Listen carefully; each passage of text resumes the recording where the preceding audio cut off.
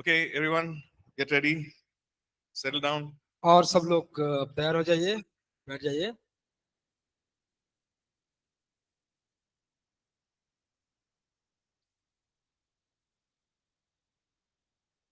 Settle down quickly, please. सब लोग बैठ जाइए जल्दी जल्दी।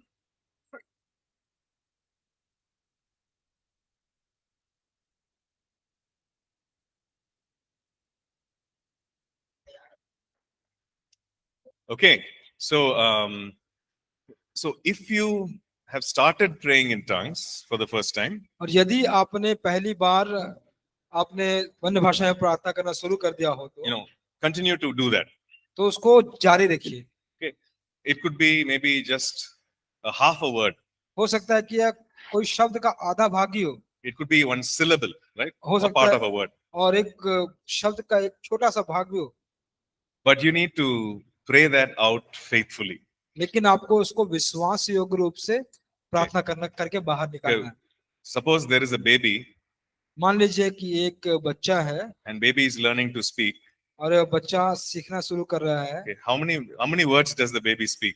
तो एक बच्चा कितना शब्द सीखता है, बोलता है? It is a syllables, तो कभी कभी ये स्वर होते हैं, not even a full word, पूरा शब्द भी नहीं होते हैं। right? So don't worry. तो आप चिंता मत कीजिए। If it's just a syllable, just pray it out. अब एक छोटा सा स्वर भी अगर है And तो उसको बोलिए you will see that the language will increase, expand. और फिर देखेंगे कि वो जो भाषा है वो बढ़ती जाएगी, वो बड़ी होती जाएगी। And sometimes you will have this question. तो कभी आपको भी एक प्रश्न होगा, Is it me just making it up or is it really Holy Spirit? तो क्या यह सिर्फ मैं हूँ जो इसको बना रहा हूँ या पवित्र आत्मा है? Right? You will have all these questions. तो आपको ये सारे प्रश्न होंगे। Reject all doubt. जितने भी संदेह हैं उसको निकाल दीजिए। And you continue on in faith. और आप विश्वास में लगातार बने रहिए। Right? The Holy Spirit will give you the assurance in your heart. और पवित्र आत्मा आपको आपके हृदय में वह आश्वासन देगा। Right? He will witness to your heart. वह आपके हृदय में गवाही देगा। What is truth? कि सच्चाई क्या है। Okay. So did anyone begin to pray for the first time, maybe one word, maybe half a word, when we were praying this morning? तो जिस समय जब हम प्रार्थना कर रहे थे तो क्या कोई पूरा शब्द या छोटा शब्द उसका शब्द का भाग प्रार्थना करना शुरू किया? When we prayed just before the break? Break में जाने से पहले जब हम लोगों ने प्रार्थना किया, किसी को ऐसा लगा प्रार्थना किया कोई? No. कोई नहीं? आप पहले से just ask him if he's already been praying. क्या आप पहले से अन्य भाषा में प्रार्थना करते थे या अभी शुरू किए? अभी किए? अच्छा, okay, you started praying right now. Okay. Praise God. So you continue to pray. तो आप लगातार प्रार्थना शुरू करते रहिए। Okay. Maybe there are other people who did not start praying yet. हो सकता है कि कुछ और लोग होंगे जो अभी प्रार्थना करना शुरू नहीं किए। Sometimes what happens is if you not yet started praying in tongues, कभी-कभी क्या होता है कि जब आपने अन्य भाषा में प्रार्थना करना शुरू नहीं किया होता है, you think, oh, maybe there is something wrong with me. तो आप सोचते हो कि हो सकता है कि मेरे अंदर कुछ कमियां हैं। Okay, something is wrong. कुछ गलत है। Maybe I don't have enough faith. हो सकता है कि मेरा विश्वास काफी नहीं है। All these kind of thoughts come. तो ये सारे विचार आपके मनों में आए। Don't entertain such thoughts. तो इन सारे विचारों को मनोरंजित मत कीजिए। Okay, just begin to thank the Lord. आप सिर्फ परमेश्वर को धन्यवाद देना शुरू कीजिए। This is what happened when somebody prayed for me. ये ऐसा हुआ जब किसी ने मेरे लिए प्रार्थना किया। Okay, so we were in a Bible study. तो हम लोग एक बाइबल अध्ययन में थे। And this friend of mine, he prayed for me to be baptized in the Holy Spirit. तो ये मेरा दोस्त था, उसने प्रार्थना किया मेरे लिए कि मैं पवित्र आत्मा में बपतिस्मा ले लूं। And he said, also for the gift of tongues he prayed. और फिर उसने पवित्र आत्मा के वरदानों के लिए भी प्रार्थना किया। And nothing happened. और कुछ नहीं हुआ। Okay, so I told him nothing is happening. तो मैंने कहा कि कुछ भी नहीं हो रहा है। So he told me one thing. तो उसने मुझे एक बात कही। He said we prayed to Jesus. उसने यीशु से प्रार्थना की। He is an impartial God. और वह एक परमेश्वर है जो आंशिक नहीं है। Right? He does not show favoritism. और वह किसी को मन पसंदीदा बन के ऐसा नहीं करता है। So we prayed and I'm sure that he's filled you. और हम लोगों ने प्रार्थना किया और मैं निश्चित जानता हूँ कि उसने आपको भर दिया है। So just begin to thank him. तो आप धन्यवाद देना शुरू कीजिए। Thank him for filling you with the Spirit. उसको धन्यवाद दीजिए कि उसने आपको आत्मा में भर दिया। Thank him for the gift of tongues also. और जो अन्य भाषा का वरदान दिया है उसके लिए भी धन्यवाद कीजिए। So that's what I did. तो मैंने भी वैसा ही किया Just thank the Lord. और फिर मैंने परमेश्वर का धन्यवाद किया And 6 months after that और 6 महीने उसके बाद is when I was going on the bike, तब जाके मैं बाइक पे जा रहा था when I was worshiping Him and thanking Him. और जब मैं उसका धन्यवाद कर रहा था और उसको आराधना कर रहा था And so I had a different understanding that the Holy Spirit will force me to speak. और मेरा एक समझ था वो अलग था कि पवित्र आत्मा मुझे बलपूर्वक बोलने के लिए करेगा Okay, but that had to change. लेकिन उसको बदलना था The Holy Spirit was giving me words, I had to speak it out. पवित्र आत्मा मुझे शब्द दे रहे थे लेकिन मुझे उसको बोलना था Right? So, and as I was riding the bike, I started praying in tongues. और जैसा मैं वो बाइक पे जा रहा था मैं अन्य भाषा में प्रार्थना करना शुरू कर दी So, just continue strong in the Lord, और आप भी लगातार परमेश्वर में बढ़ते जाइए right? And I just want to encourage you. इसलिए मैं आपको प्रेरणा देना चाहता हूँ Okay, let's continue. आइए अब हम लगातार आगे सीखेंगे So, in the Bible, we see that there is one baptism of the Holy Spirit, और बाइबल में हम देखते हैं कि एक बात है जो है पवित्र आत्मा का बपतिस्मा like the disciples were baptized in the Holy Spirit. जैसा कि शिष्य पवित्र आत्मा के द्वारा वह बपतिस्मा प्राप्त किए But we see that there were many times that they were filled again and again. तो हम लोग देखते हैं कि बहुत समय वे बार बार भरते थे In Acts chapter 4 and verse 8, और प्रेरितों के काम 4 का 8 we see that Peter was filled with the Holy Spirit. हम देखते हैं कि पतरस And पवित्र आत्मा से भरा हुआ था right in Acts chapter 4 and verse 31, और प्रेरितों के काम 4 का 31 he was again filled with the Holy Spirit. वह दोबारा पवित्र आत्मा से भरा हुआ था So we see that many times the Holy Spirit fills his people. हम देखते हैं कि बहुत बार पवित्र आत्मा अपने लोगों को भरता है Okay, so maybe you're feeling, how many times should I be filled? तो आप सोच रहे होंगे कि कितने बार मुझे भी भरना होगा Right, as many times as you ask. जितनी बार आप मांगे उतनी बार And in fact, to be filled with the Spirit is a command. और पवित्र आत्मा में भरा होना एक आदेश है Right, Paul writes in Ephesians chapter 5 पौलुस इफिसियों के अध्याय 5 में लिखता है and in verse 18, उसके 18 वचन में he says, "Do not be drunk with wine, वह कहता है कि तू मदिरा से पी के न रख but be filled with the Spirit." और पवित्र आत्मा से भर जा Right? So he says it's a command, be filled with the Spirit. और यह एक आदेश है कि दाखरस से मतवाले नहीं बनना है लेकिन पवित्र आत्मा से भर के बनना है Okay? So it's an instruction for us to be filled over and over again. और यह एक निर्देश है हमारे लिए कि हम बार बार भर जाएं We will also learn about what does it mean to be anointed. और हम ये भी देखेंगे कि अभिषेक होने का मतलब क्या है Okay? Now we may have used the word, he's an anointed person, she's an anointed person. हम लोग ऐसा शब्द इस्तेमाल करते हैं कि वह एक अभिषिक्त व्यक्ति है अभिषेक किया हुआ व्यक्ति है And we ask for the anointing of the Holy Spirit. और हम फिर उस पवित्र आत्मा के अभिषेक के बारे में को मांगते हैं So what is this anointing? तो यह अभिषेक करना क्या होता है This anointing, according to the word of God, it means that you are empowered by the Holy Spirit. और ये अभिषेक करने का अर्थ होता है कि परमेश्वर के वचन के अनुसार कि आप परमेश्वर के वचन के द्वारा आत्मा के द्वारा सशक्तिकरण किए गए Right? You are anointed by the Holy Spirit to carry out the works that He wants you to do. और आप पवित्र आत्मा के द्वारा अभिषेक किए गए उस सारे कामों करने के लिए जो वे चाहते हैं कि आप करें Okay? So to be anointed means to be empowered.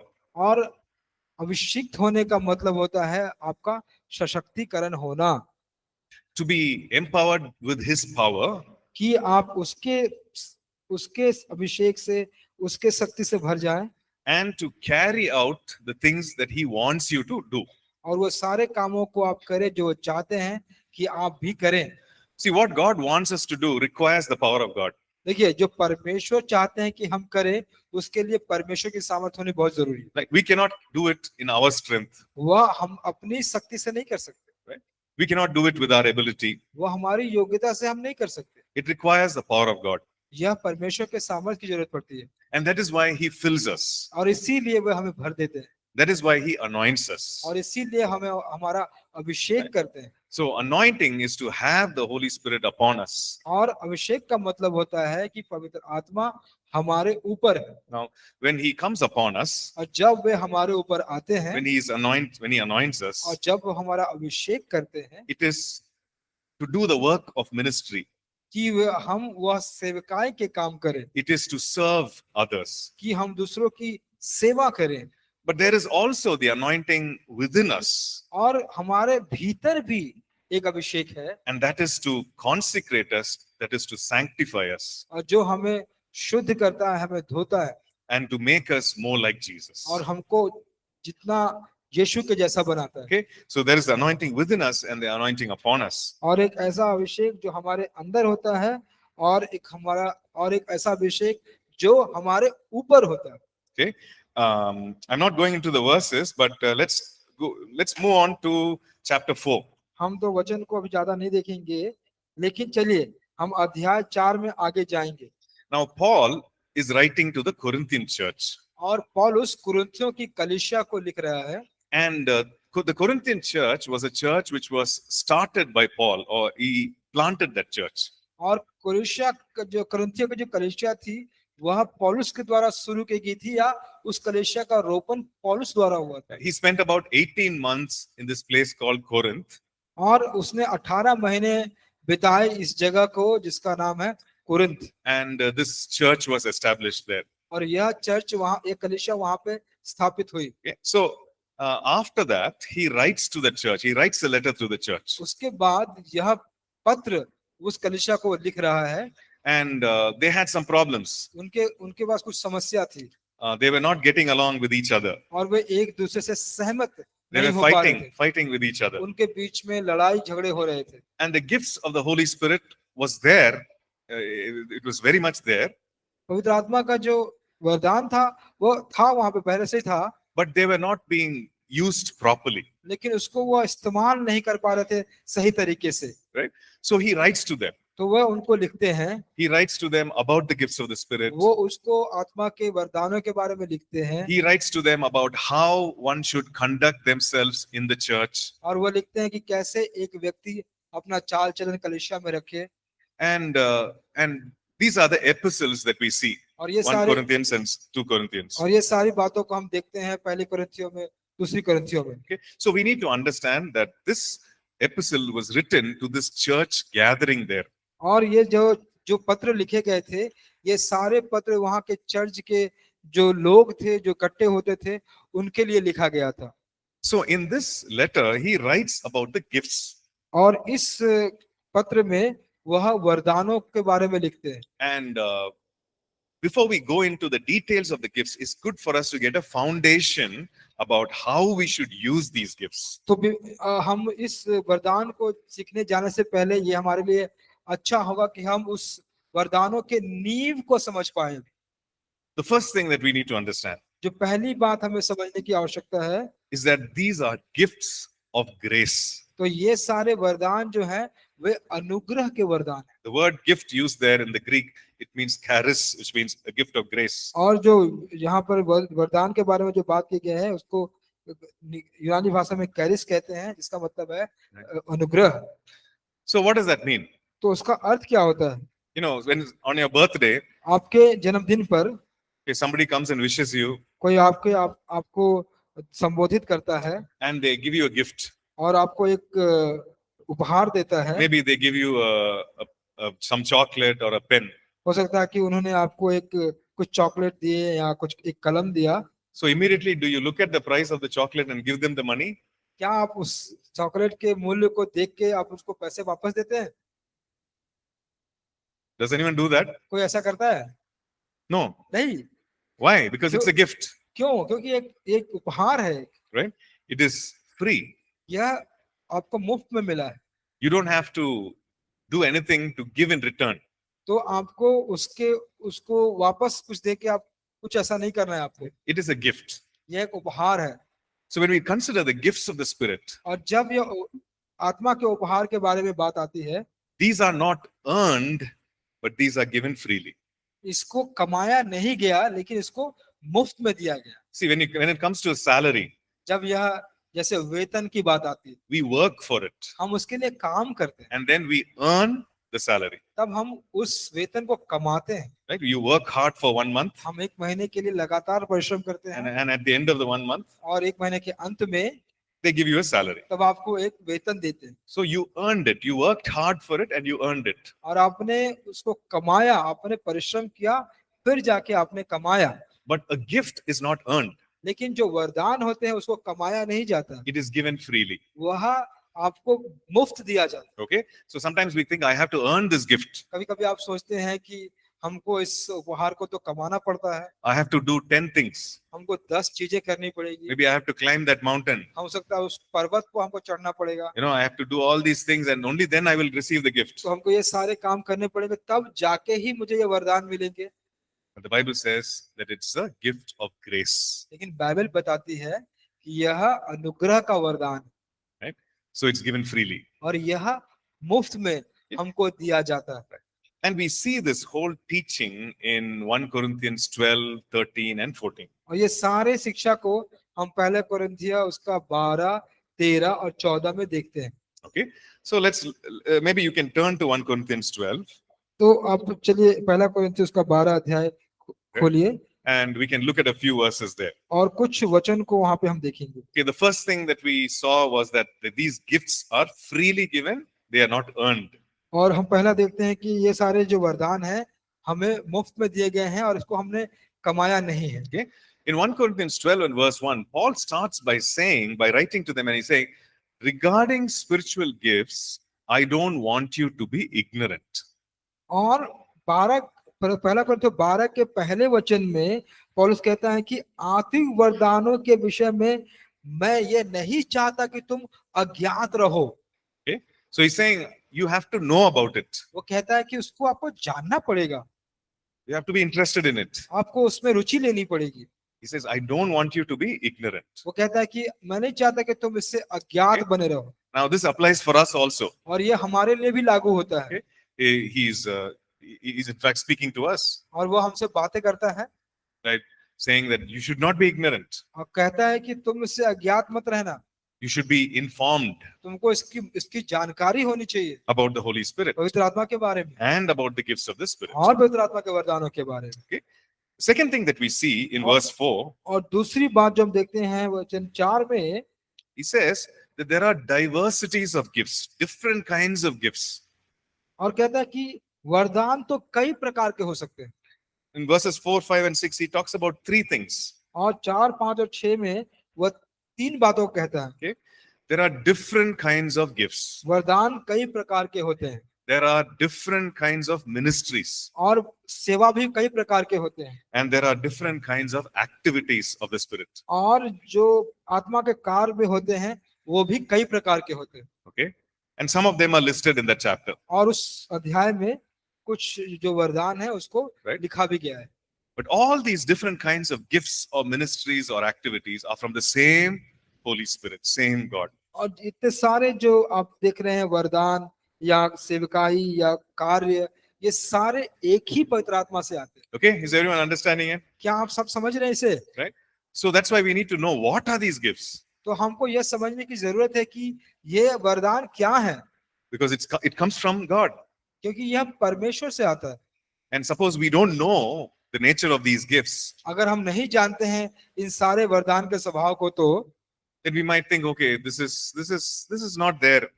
आप सोच सकते हैं कि अरे ये तो यहाँ नहीं है, Maybe this is not from God. हो सकता है कि ये परमेश्वर से नहीं है। Right? So we need to know what are these gifts. तो हमें जानने की आवश्यकता है कि ये सारे वरदान So there क्या are है there are different kinds of gifts, और अलग अलग प्रकार के वरदान हैं different ministries, और कई प्रकार के सेवकाई हैं different activities, which means different empowering work of the Holy Spirit. और जितने कई प्रकार के प्रभावशाली कार्य पवित्र आत्मा के, Right? But they are from the same Holy Spirit. और वे सब उसी पवित्र आत्मा से हैं। Okay. Let's look at verse 7. आइए 7वां वचन को देखिए। Verse 7, about the gifts, if you look at verse 7, it says the manifestation of the Spirit. और अगर 7वें वचन को देखेंगे तो यह पवित्र आत्मा के प्रकाश के बारे में कहता है। Okay? It says manifestation of the Spirit. और कहता है आत्मा का प्रकाश पहुंचाना या दिया जाना। So what is this manifestation of the Spirit? तो ये प्रकाश दिया जाना आत्मा का क्या है? So manifestation means the Spirit is making something visible or putting something on display. और जो प्रकाश दिया जाना मतलब है कि आत्मा किसी चीज को वह दिखाना चाहता है या किसी चीज को दिखाने के लिए वह रख रहा है, right? So that is manifestation. तो उसका मतलब है प्रकाश दिया जाना। So the gifts of the Spirit are manifestation of the Spirit. जो पवित्र आत्मा का वरदान है वह पवित्र आत्मा का दिखाया जाना है। In other words, God, the Holy Spirit, is expressing Himself through these gifts. कि जो परमेश्वर पवित्र आत्मा है वह अपने आत्मा के द्वारा वो अपने आप को वो दिखा रहा है। So I want to ask you a question. तो मैं आपको एक प्रश्न पूछना You know, चाहता हूँ, how do you express yourself? आप अपने आप को कैसे दिखाते हैं? How do you communicate to others? आप दूसरों से कैसे वार्तालाप करते हैं? Yeah, you speak through your words, आप वचन बोली के द्वारा बात करते हैं उनसे, right?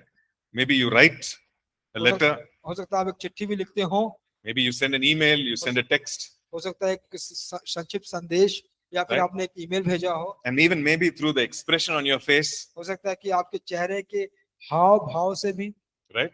When people look at your face, they know, okay, this person is angry. जब लोग आपको देखते हैं, आपके चेहरे को देखते, ओ ये व्यक्ति नाराज है, So what are you doing? You're expressing yourself through your facial expressions also. तो क्या कर रहे हैं आप? अपने आप को दिखा रहे हैं आपके चेहरे के हाव भाव से भी।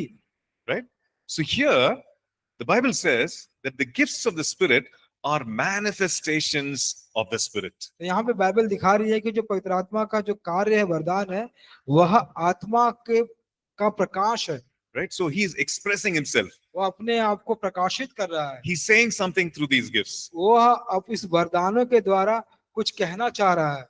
You know, if it's a gift of healing, अगर ये चंगाई की वरदान हो, he's healing the body, he's healing the mind. वह मन को चंगा कर रहा है, शरीर को चंगा कर He's रहा है, expressing himself. वो अपने आप को व्यक्त कर रहा है। He's saying, I want this person to be healed. वो कहता है कि मैं चाहता हूँ कि व्यक्ति चंगा हो जाए, Right? I care for this person. इस व्यक्ति का मैं ध्यान रखता हूँ। So these are called as manifestations of the Spirit. और ये इस सारी बातों को आत्मा का प्रकटीकरण कहते हैं। Okay? So that's something that we see in verse 7. और वह जो हम देखते हैं 7वें वचन में, Look at the second part of that verse. और उस वचन का दूसरा भाग देखिए। It says, this manifestation of the Spirit is given to each one. और कहता है कि यह जो आत्मा का प्रकाश दिया जाना है वह हर एक को दिया गया। Yeah? You need to read that again उसको फिर से आप पढ़िए, because your name is there. क्योंकि आपका नाम वहां पे है। Right? Do you see your name there? क्या अपना नाम देखते हैं आप वहां पे?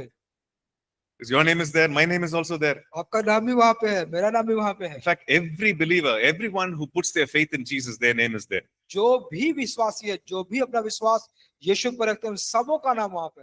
Right? The manifestation of the Spirit, पवित्र आत्मा का प्रकटीकरण, which means different ways in which he manifests, कि अलग अलग तरीकों से जैसे वो अपने आप को दिखाता है, is given to each one. कि हम सबको दिया गया है। Okay?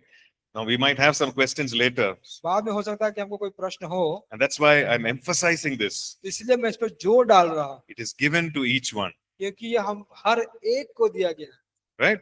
Let's look at the last part of that verse. ठीक है, अंतिम वचन को देखेंगे, उस भाग को देखेंगे, उस It वचन says, का। is given to each one for the profit of all.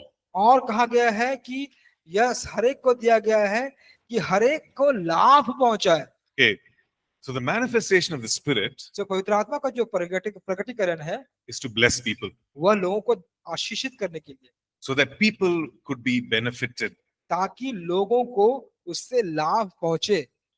So it is the expression of the Holy Spirit. वह पवित्र आत्मा का व्यक्त करना है, This expression of the Holy Spirit, which includes all the gifts, और वह प्रकाशित करना पवित्र आत्मा की सारे वरदानों को सीमित करता है। it is given to each one, वह सब हर एक को दिया गया है, but it's given so that it can be a blessing to the other person. ये दिया गया है ताकि वो दूसरे व्यक्ति के लिए आशीष का कारण ठहरे। Amen. आमीन। Okay. So it's a good thing.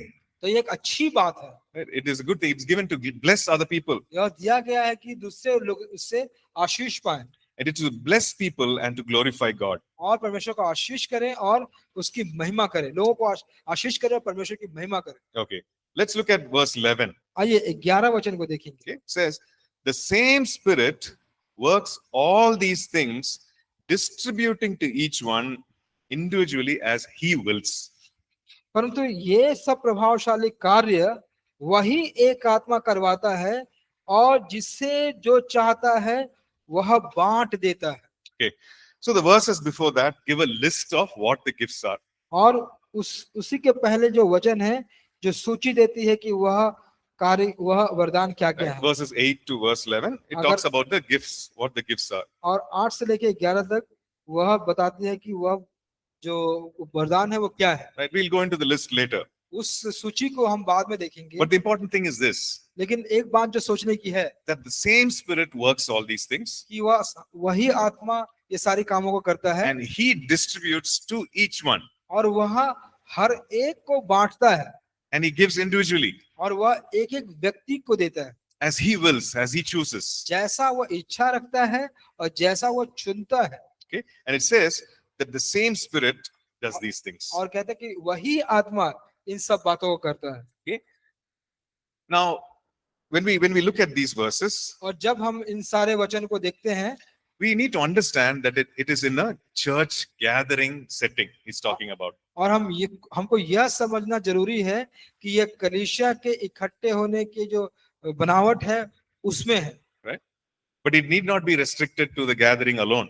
और यह अकेले इकट्ठे के होने के भी में जरूरत नहीं कि यह सीमित किया जाए। But Paul is addressing them, when you guys come together as one church, पौलुस उनको बता रहा है कि जब आप लोग एक कलीसिया में होकर इकट्ठे होते हो understand that the gifts of the Spirit are for other people's benefit. तो यह समझो कि जो वरदान है यह दूसरे लोगों के लाभ के लिए है। It does not belong to you. यह तुम्हारा नहीं है। Right? Sometimes we say, no, I have this gift. कभी कभी हम कहते हैं ना कि हमारे पास तो ये वरदान है। Okay, nothing wrong, कुछ गलत तो बात नहीं है इसमें, लेकिन but that gift actually belongs to the Holy Spirit, कि वह जो वरदान है वह पवित्र आत्मा का है, right? Because it is gift of the Holy Spirit. क्योंकि यह पवित्र आत्मा का वरदान है। So all these gifts that are listed, they actually belong to the Holy Spirit. लेकिन जितने भी सूची में दिए गए हैं सारे वरदान, ये सारे वरदान पवित्र आत्मा का है। And the Holy Spirit, he comes and indwells you and और तब वह पवित्र आत्मा आता है और वह आप में वास करता है, वह वरदान आप में वास करता है। And he chooses to manifest through you these gifts. और वह चुनाव करता है कि यह सारे वरदान आपके द्वारा लोगों को प्रकट करे। Amen? आमीन। Okay, so he has all these gifts तो उनके पास ये सारे वरदान हैं and he comes कि and वो he आते हैं indwells you. और फिर वो आप में वास करते हैं And he manifests, he expresses these gifts. और फिर वह दिखाते हैं और ये वरदानों को वह प्रकट करते हैं So that other people are blessed. ताकि दूसरे लोग आशीषित हो जाए, So that you can also be blessed. कि आप भी आशीषित हो जाए। Okay. Then Okay. it says here that he distributes as he wills, as he chooses. और ये कहता है कि जैसा वो इच्छा रखता है या चाहता है वैसे ही वो बांटता है। So which means that he desires to distribute, he desires to give, he desires to manifest. तो इसका अर्थ यह हो गया है कि वो इच्छा रखता है देने का, वो इच्छा रखता है बांटने का, और ये इच्छा रखता है कि उसका जो वरदान है लोगों में प्रकट Right? हो। So he's already desiring.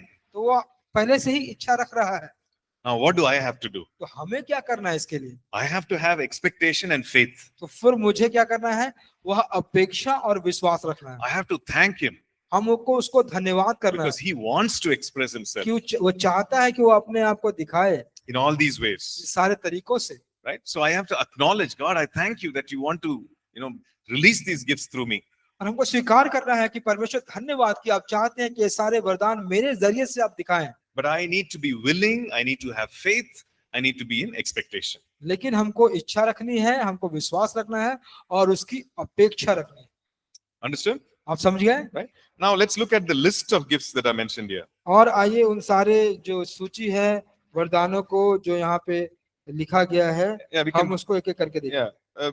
9 gifts are listed there. तो 9 वरदान दिए गए हैं, Okay, verses 8 to 11. 8 से लेकर 11 तक। So it says there is the word of wisdom. तो यहाँ पे कहता है बुद्धि की आत्मा, right? And then there is another gift called the word of knowledge. और वचन का ज्ञान, Then there is the gift of faith. और विश्वास का वरदान, Then there is the gifts of healings. और चंगा करने का वरदान, Then there is the working of miracles. और चमत्कारों का होना, Then there is the gift of prophecy. और भविष्यवाणी का करना, Then there is the discerning of spirits. आत्माओं की परख, Then it talks about different kinds of tongues. और ये अन्य प्रकार की भाषा, Then there is the interpretation of tongues. और जो आत्म वचन का अर्थ बताना, Right. भाषा का अर्थ बताना। So we see these 9 gifts that are listed here. तो आप देख रहे हैं कि यहाँ पर 9 उपहार वरदान को लिखा गया है, And these are called the gifts of the Holy Spirit. और इनको पवित्र आत्मा का वरदान कहा जाता So है। I just want you to write down what are these 9 gifts, तो मैं चाहता हूँ कि ये सारे वरदान जो है वो आप लिखिए, so that we can learn and understand. ताकि हम इसको सीख पाए और समझ पाए। Okay, so go through the verses 8 to 11. तो 1 आप Corinthians 12 verse 8 to 11. पहला कोरिन्थियों 12 8 से लेकर 11 तक आप पढ़िए, And write down the list of the Holy Spirit gifts that are listed there. और जो पवित्र आत्मा का वरदान वहां पे लिखा गया है उसको अपनी पुस्तिकाओं में एक एक करके लिखिए। Okay, so there are 9 listed there. Just write it down.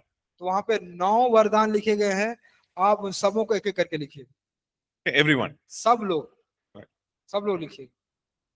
पहला कोरिन्थियों 12 का 8 से लेके 11 के बीच में 9 वरदान लिखे हैं, आप उसको अपनी पुस्तकों में एक एक करके लिखिए।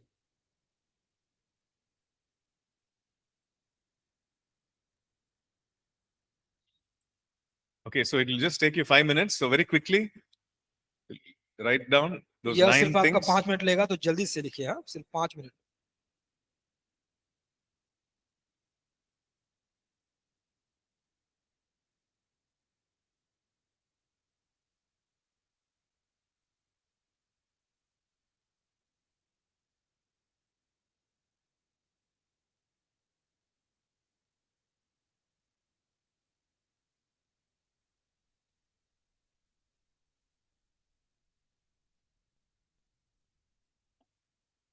आठ से लेके 11 के बीच में 9 वरदान लिखे हैं आपके बाइबल में से।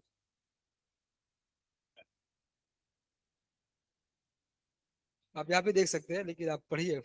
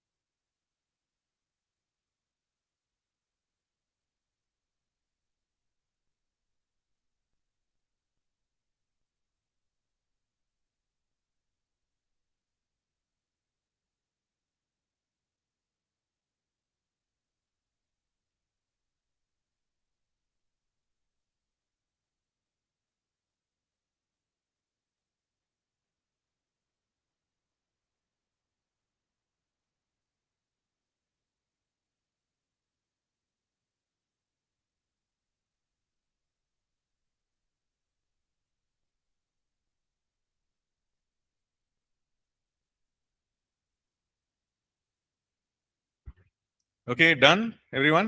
हो गया सबका? लिख लिए? शुरू नहीं किया? किसने शुरू ही नहीं किया अभी तक?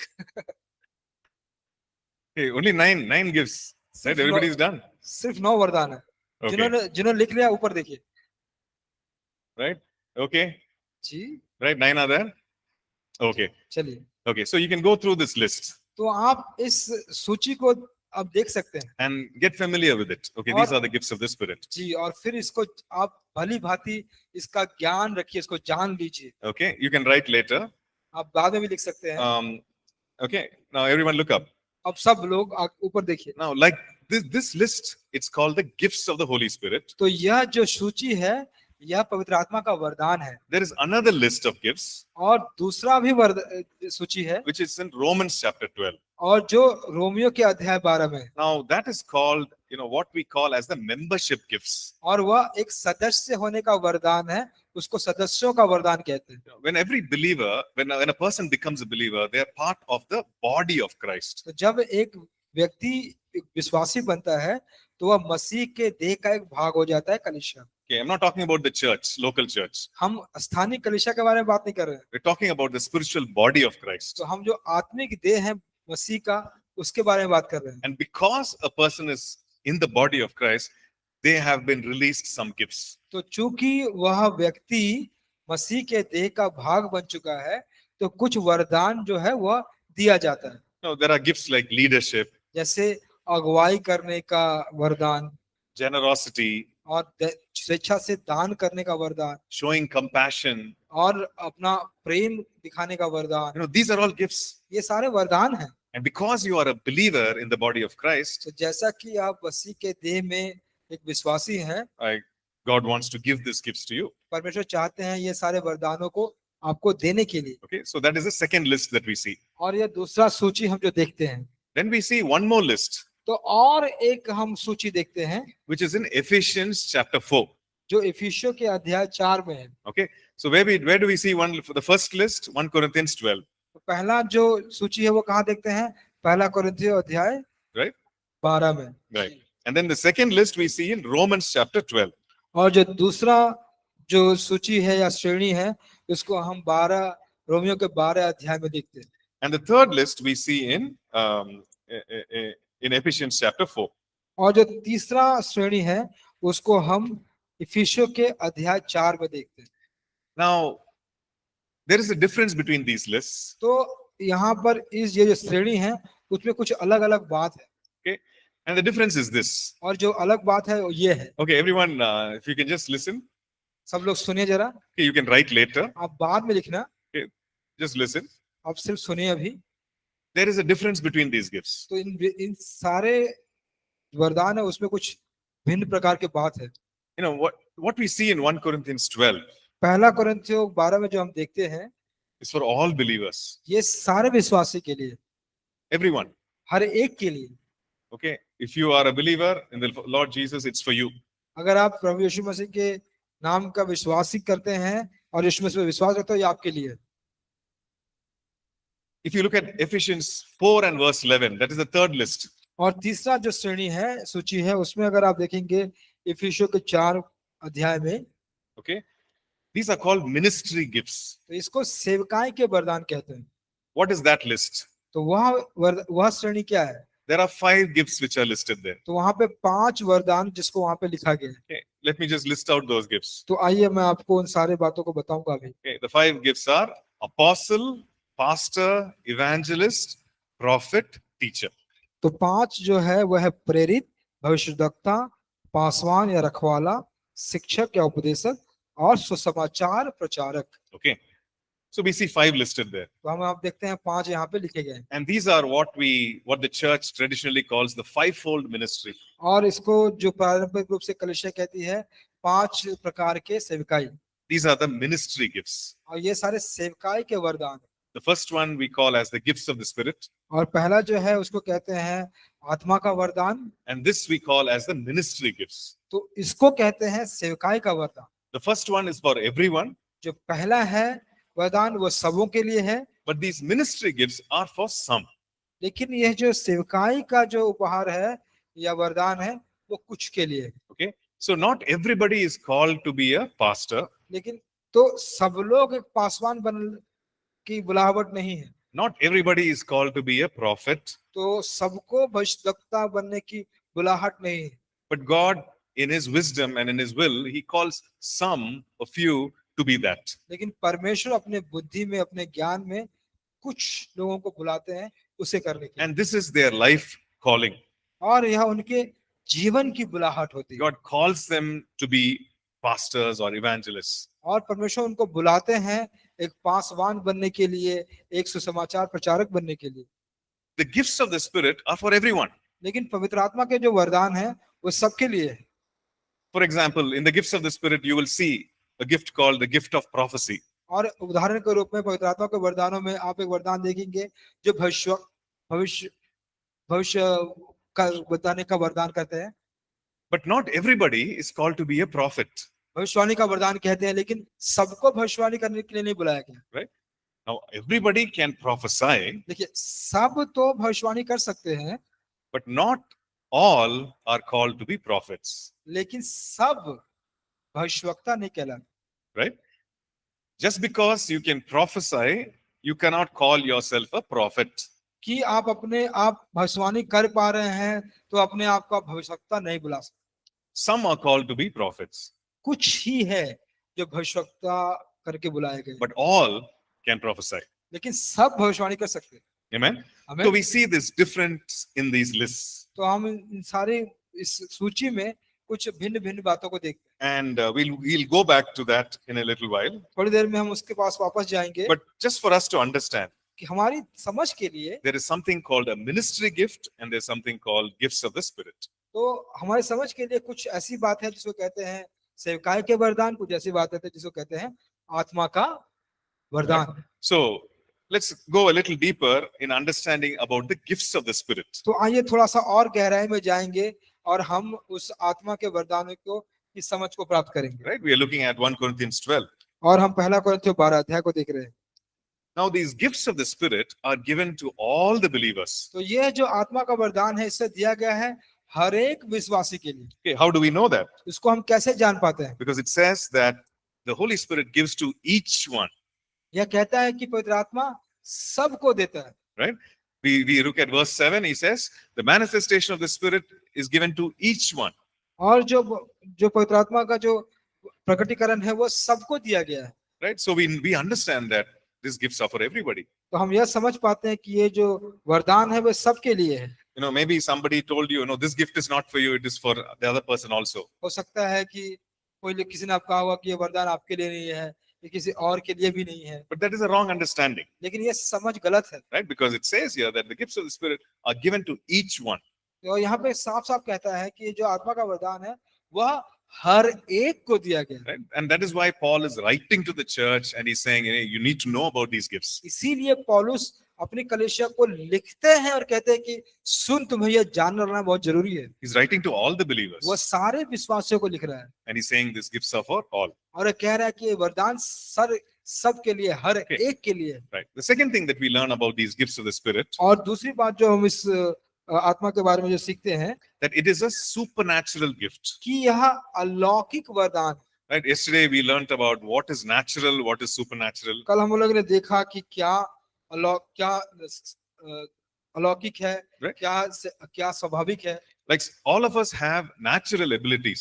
हम हर एक के पास एक प्राकृतिक योग्यताएं होती हैं, स्वाभाविक योग्यताएं होती हैं। You know, we have natural ability to maybe learn a language. हो सकता है कि हमारे पास एक स्वाभाविक योग्यता है कि एक भाषा को हम सीख पाते हैं, It is your natural ability that you were born with. और यह ऐसी योग्यता है जिसके साथ आप पैदा हुए थे।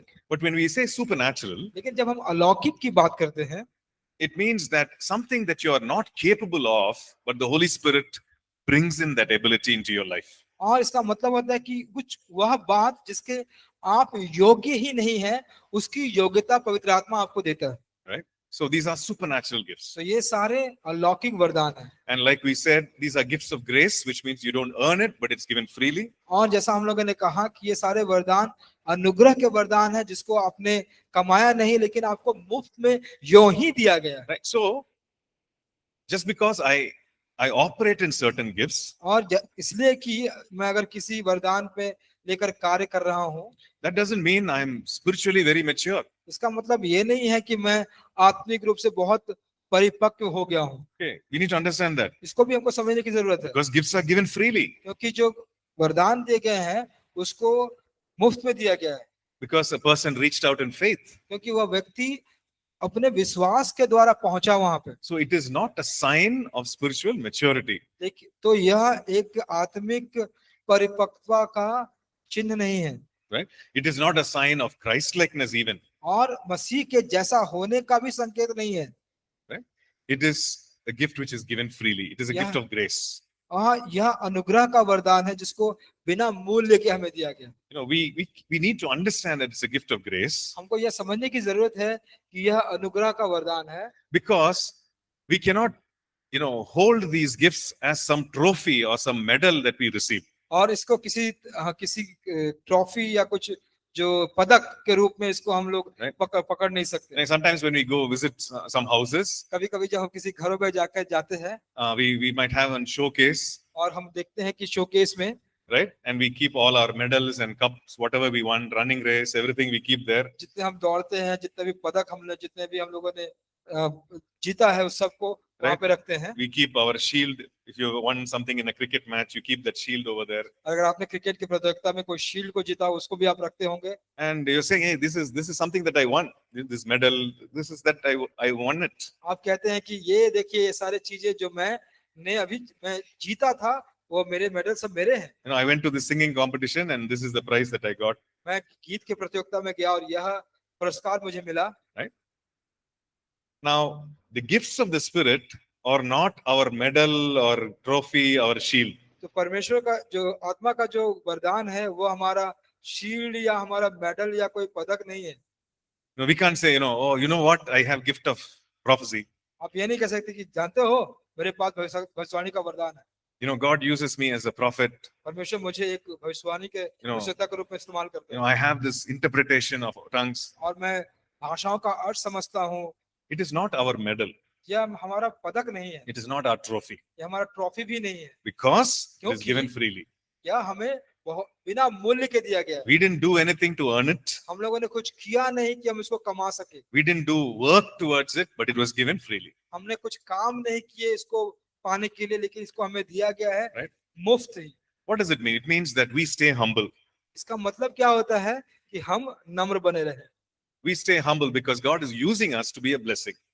हम नम्र बने रहे क्योंकि परमेश्वर हमको इस्तेमाल कर रहा है कि हम नम्र बने रहे Because और आशीषित हो लोगों के लिए। yeah, because that same verse, chapter 12 and verse 7, it says it's given to the prophet of all to be a blessing to others. और उसकी उसी अध्याय के 12वें अध्याय के 7वें वचन में लिया किया है कि वह सबको दिया गया है, सब भविष्यवक्ताओं को दिया गया है कि वह सबके के लाभ की बात पहुंचे।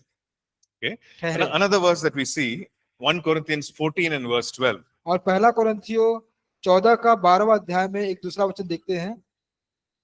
पहला कोरिन्थियों 14 fourth point, brother. Fourth point, I think. Yeah. So 1 Corinthians 14 and verse 12. पहला कोरिन्थियों 14 का 12, It says, let this gifts, let it be for the edification of the church that you seek to excel. और ये कहता है इस प्रकार कि यह सारे जो आत्मिक वरदान तुम्हें मिले हैं तो प्रयत्न करो कि तुम्हारे वरदानों की उन्नति कलीसिया की उन्नति के लिए हो। Right? So that the church or the people of God are blessed and they are edified. और कि कलीसिया के लोग वे आशीष पाएं और वे उन्नति पाएं। Okay, so we'll take a break and come back. Okay, let's take a break and come back in 15 minutes at आइए हम लोग छोटा सा ब्रेक लेंगे। 11:40.